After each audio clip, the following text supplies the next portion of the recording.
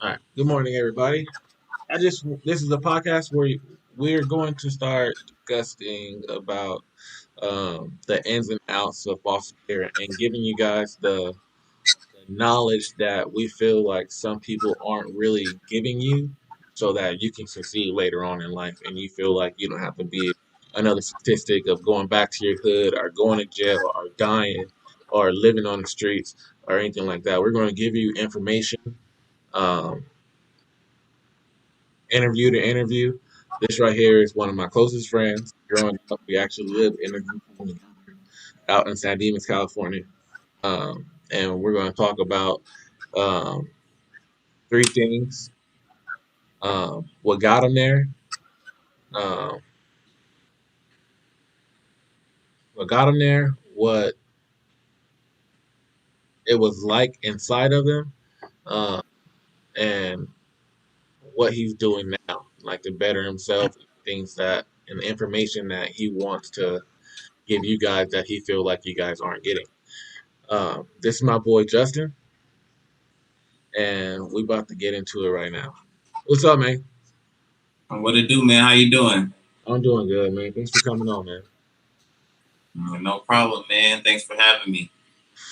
All right, so let's get straight to it. Um, I'm about like, what age did you feel like you were literally getting put in foster care? Well, first off, joined foster care when I was like 6 years old, I believe. So I spent about 12 years in the foster care system, dealing with foster homes, So all different the way until you're homes. 18. Yeah, all the way till I was Six or 18, 18 18. and a half. Okay, okay. So Yes. what happened? If you don't mind me asking, what happened to place into foster care? I guess the place that I was at, I was living with my mom. I have four other siblings living with me. My mom, from my understanding of it, my mom left us in an apartment by ourselves, and the apartment was run down, dingy. And I guess somebody next door called, and the CPS came and just took us from our mom, and we ended up going to a county office. Before we went to the county office, you already know they gave us that Happy Meal. Yeah, of course. So we got the Happy Meal before we. Make you feel better. Yeah, you already know. So we got that. Went to the county office. Didn't hear back from my mother since then. Um, but yeah, that's how it went. Um, Off of that, did they place you and your sisters in the same house? They placed me and three of my sisters in the same house. My oldest sister went to my grandmother's. My grandmother didn't really have the space for most of us, and we went to the same foster home. And then, as time went on, and we all went our separate ways on living, um, we all moved to different homes um, due to the fact that I was just being defiant and being disrespectful towards my authority. That time, man, you 6 years old, 7, 8 years old, you just angry. Yeah, you angry. That's Um, what that thing is. yeah, as I look back on it, I realized the mistakes that I made and what I did to cause commotion in the household. But I grew up and I've learned from my mistakes. You from Compton, right? I lived in Compton several years. I've lived in LA. I've lived in Pomona. Um, I've lived in North Hollywood. I've lived all over the LA County area and in the Inland Empire. It was just all a lot of moving with the foster homes. So I really wouldn't consider myself like um, I'm from anywhere. I would just say I'm just from LA County, California. So I met you in the group home. Yeah, What got you to the group home? aggression, not listening to people. I ended up going into a juvenile hall before I went to that group home because I was just aggressive and fighting. And, people didn't want to deal with me at the end of the day. And as I grew up, I learned and I understood that. And, the group home was a lesson because after that group home, I never went back to a group home again. Like after that, it was just like, it was a wrap. I learned what I needed to do to, elevate and move past the aggression, to suppress the aggression and, grow up from my old mentality. Did those everyday counseling visits help you? Absolutely. Absolutely. When you're younger, you don't understand it, but I bet you when you get 30, 40 years old, I bet you're gonna need somebody that's there to help you talk about your problems. Because we deal with that now. A lot of us suppress our emotions and suppress what we're going through in life because we have nobody to talk to. But when we're younger, we don't realize those resources around us, the people that are able and willing to talk to us and sit down. Yeah, I wish I would have took that. I wish I would have took that serious. Absolutely. I used to hate that shit. I used to hate. They used to make us go in there every day, and I used to just take it for granted. But now that I see myself when I get mad, I bottle it all up. So and now I'm just mad at the world. Yeah, it's not good to bottle up your aggression. That's why there's so many of us in jail right now. So many of us dead because we let our aggression get the best of us. Do you think they do a good job of teaching you that?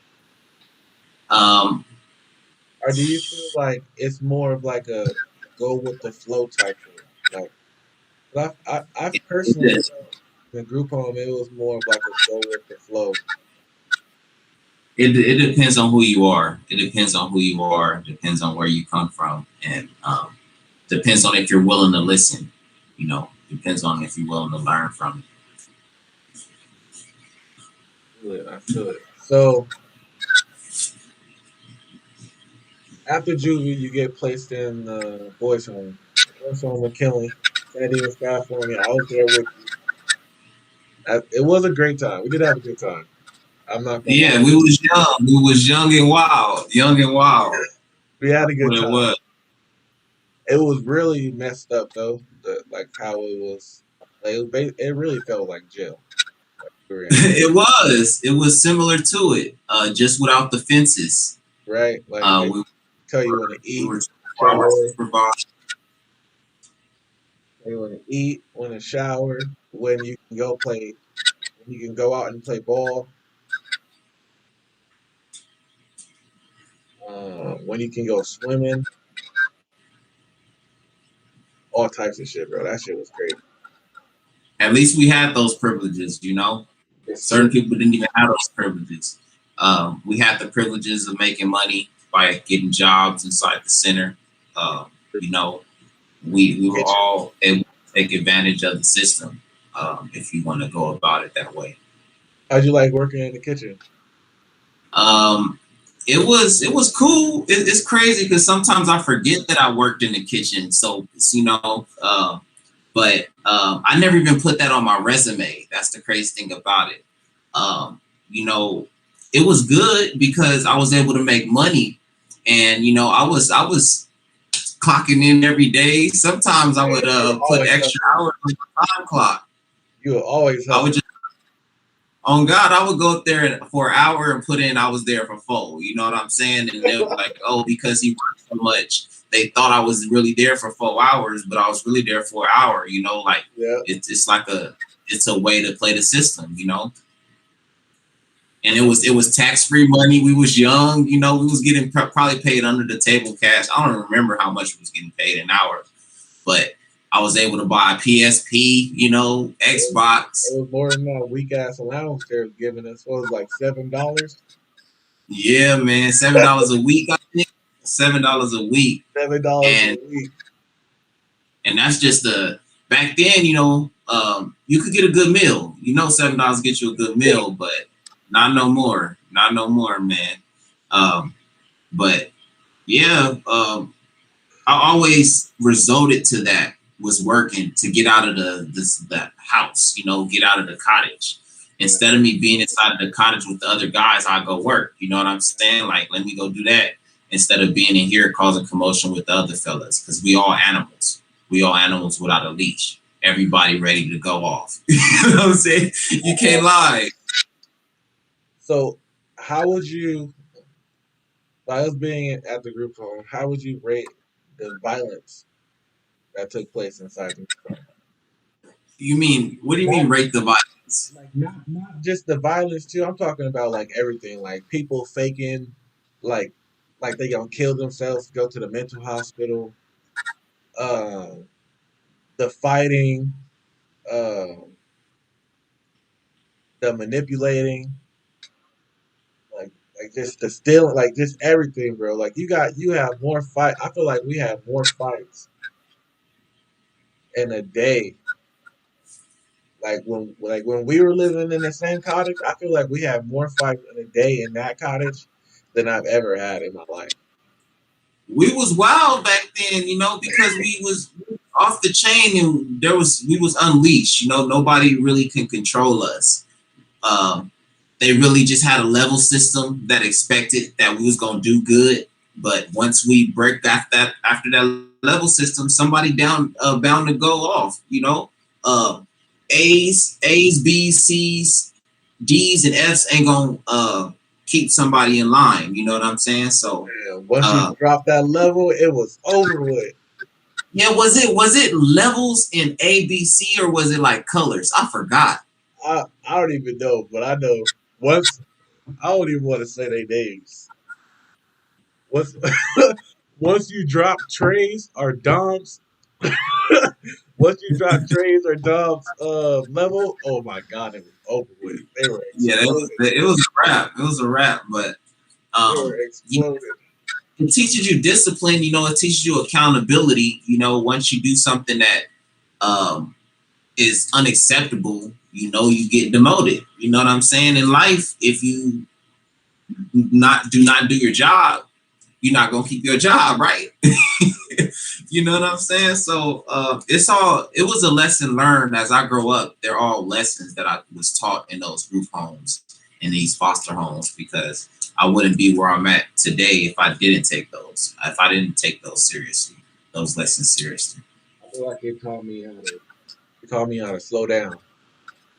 Yeah. It taught me how to pace myself because I was moving so fast before I got inside the group home that once I got inside the group home and I didn't know nobody and nobody knew me, it was like, okay, you on your own Different. now. So now you gotta It's really think. You gotta really think about because you can move the wrong way and you can get beat the fuck up by multiple people. yeah. you get you get beat up real quick by multiple people. You move the wrong But way. most of You man, got that to ain't play the no joke. cards right. So But yeah, it was it's life changing. I would say that because now that I can uh, be myself around any crowd that I go around. You know what I'm saying? I'm not scared to be who I am.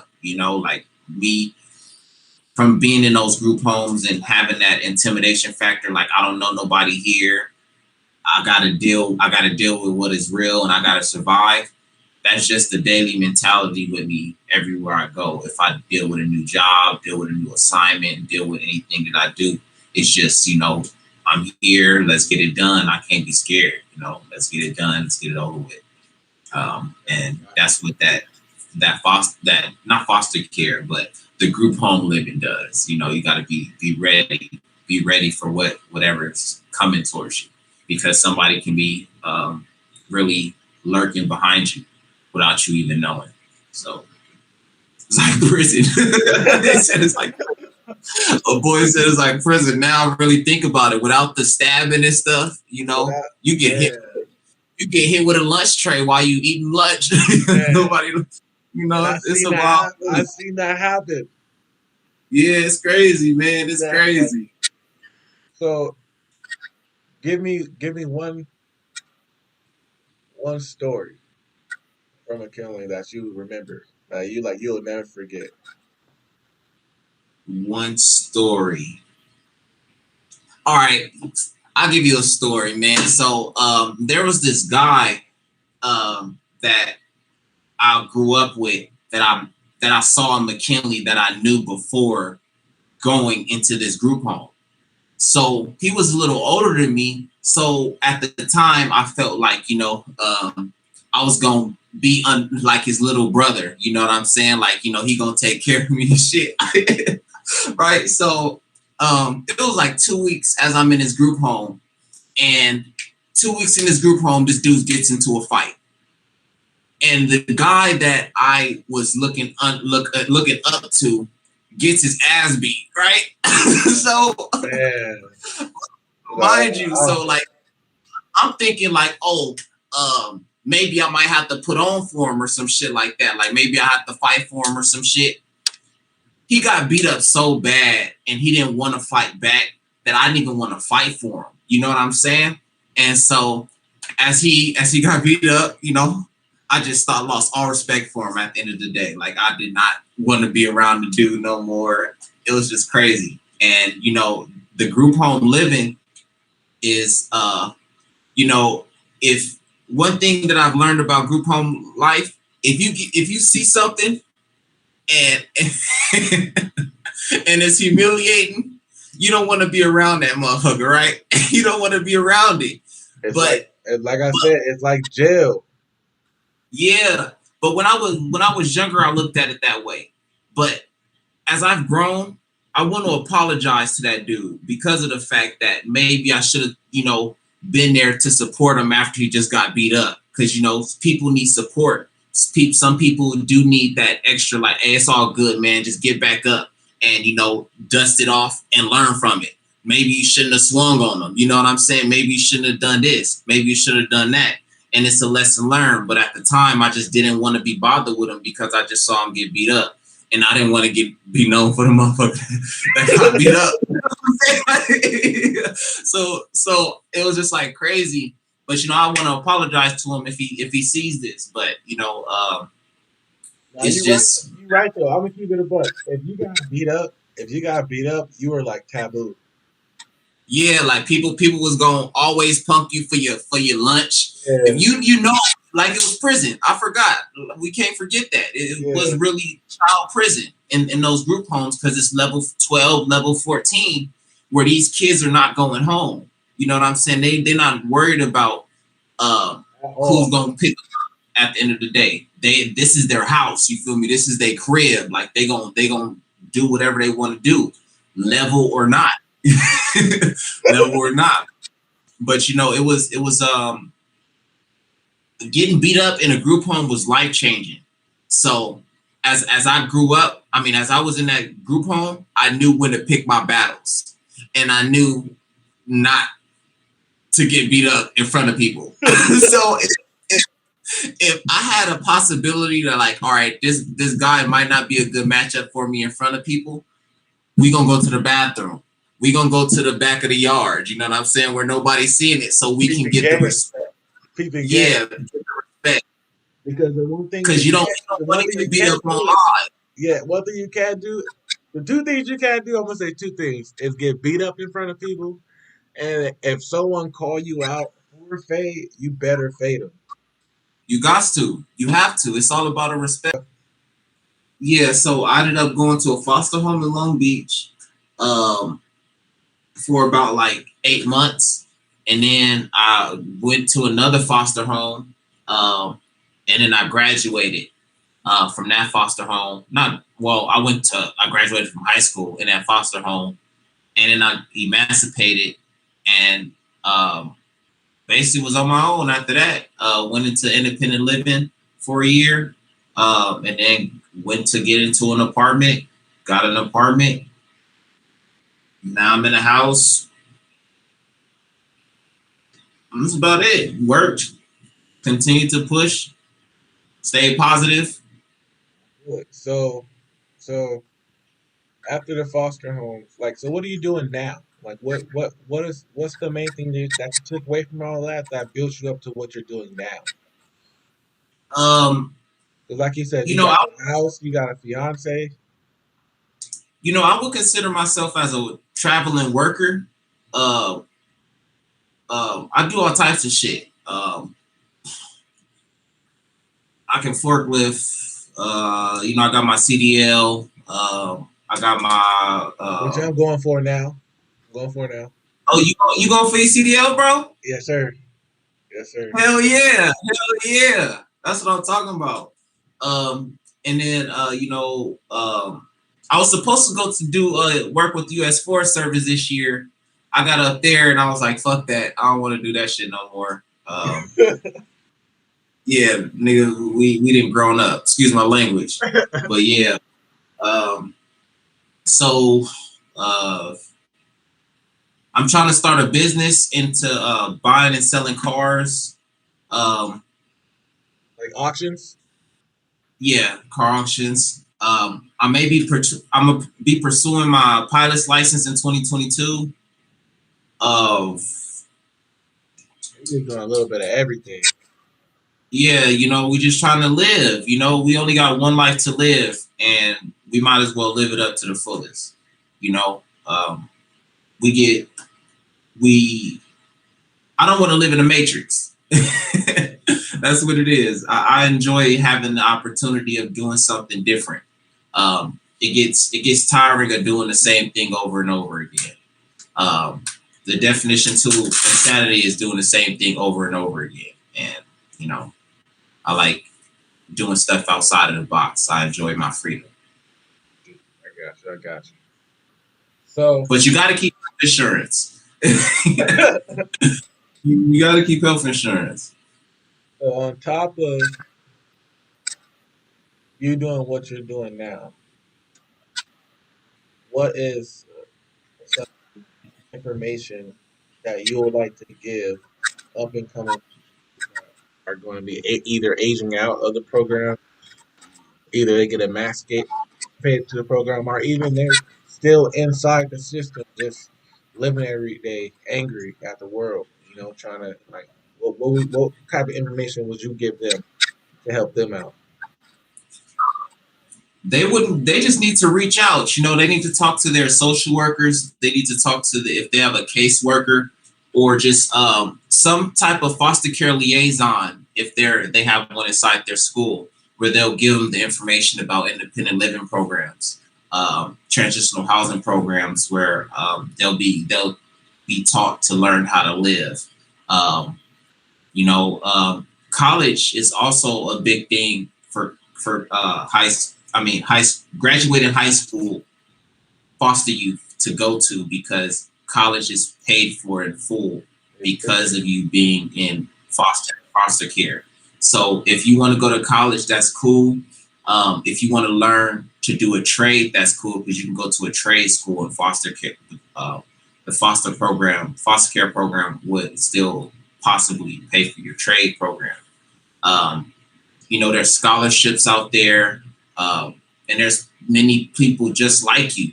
Little do you know, when I graduated high school, I didn't know that there was more than 20 foster youth in my high school. And they just walk around like normal people, you know what I'm saying? And it's like, damn, like you would expect the difference of the distance that they give, but they're just regular people. We all regular people. We just didn't have that support of a real or genuine mother or father back in the day when we were growing up. So as we grew up now, hey, you succeed or you fail. There's only two options to it. You believe that it takes one person to believe in a kid, to like really believe in a kid and show them that they love him to help change? Yeah, it could take one person. It could take yourself. You just got to believe in yourself. If you don't believe in yourself, who is going to believe in you? Right. You gotta learn that. You gotta learn how to believe in yourself so somebody else can believe in you. If you feel, you just gotta find a plan, or you gotta find somebody that ain't gonna leave you in the foster care program, because people are so temporary. People are so temporary. That is what I tell people the most. I feel like I'm at the point where I always tell people, um, that's the most. That's probably my deepest fear with people and getting close to people because I'm so used to people leaving. That's me too. Me too, man. That's the thing with me too, man. That's the trauma. That's the PTSD that comes from the foster care system because you never know. One blink, you out of that foster home. You out of that placement. And that's how I feel. Like I feel like I'm at that point where like, I'm still learning that once I feel like you're out, like you leave me or I feel like you're not there with me anymore.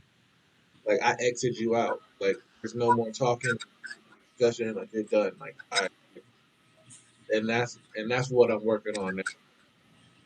Yeah, I gotta stop doing that. But yeah, I have no tolerance for someone leaving my life. yeah. Absolutely. If I gave you a reason to leave my life, then I understand. I gave you that reason to leave. But if you just leave my life after making me feel like I'm getting close to you, then that's like a ultimate betrayal. And that's what the system do to you. Yeah, absolutely. System do to you. So last but not least, give me something positive and negative that you took from either being in the system, out of the system, or go from the knowledge that you weren't getting anything. Something positive and negative. The positive thing I got out of the system is learning to be independent, learning to be on your own.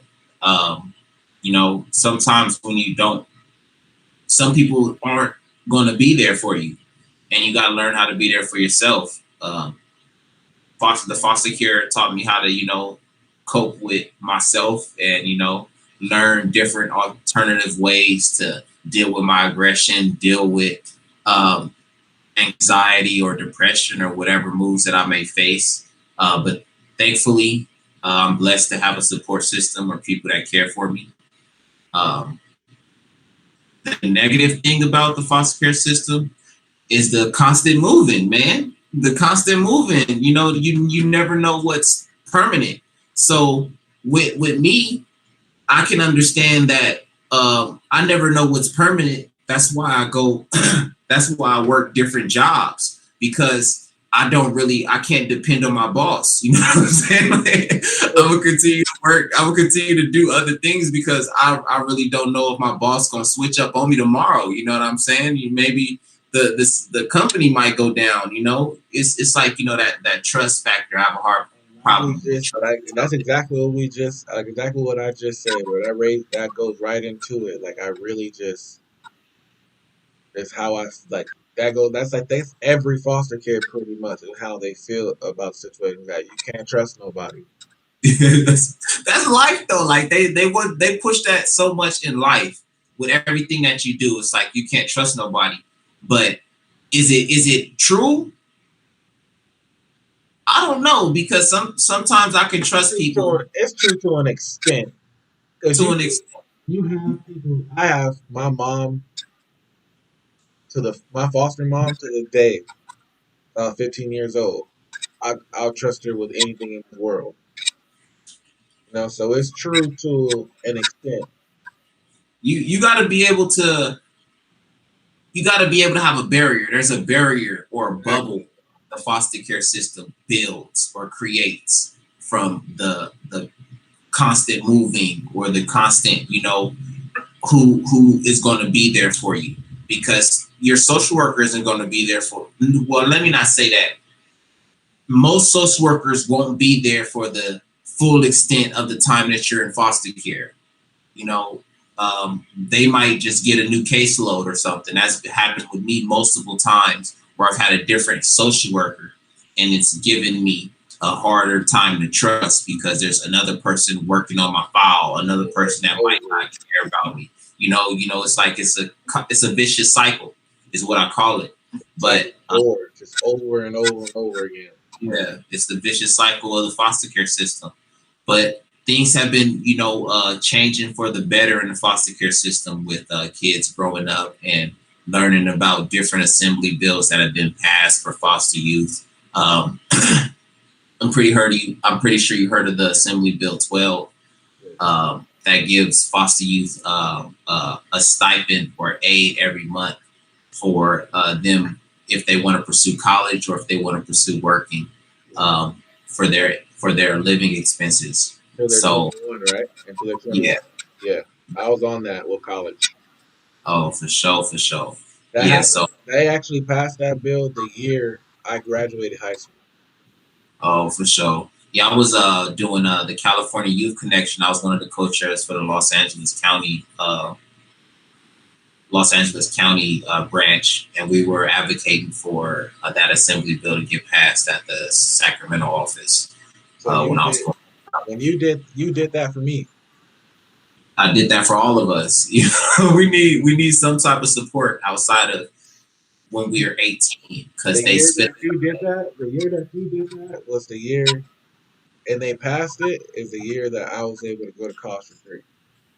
And Absolutely. they actually paid me to go to college. There's ways around the benefits of being a foster youth. There's benefits of being a foster youth and going through the trauma that we go through. Just like the army. If you join the army, This is the second time that we did this interview because last time there was a bunch of stuff that happened with the snowstorm out here in Texas. I don't want to get in right now, but I appreciate you for coming back and redoing this with me, man. No problem, man. I got you. Thanks, man. I appreciate it. My bad for the lateness and shit, but yeah. Hey, it's all good, man. It's all good, man. I'm on your time, bro. All right, Mike. I'll talk to you later, man. All right, bro. All right, man.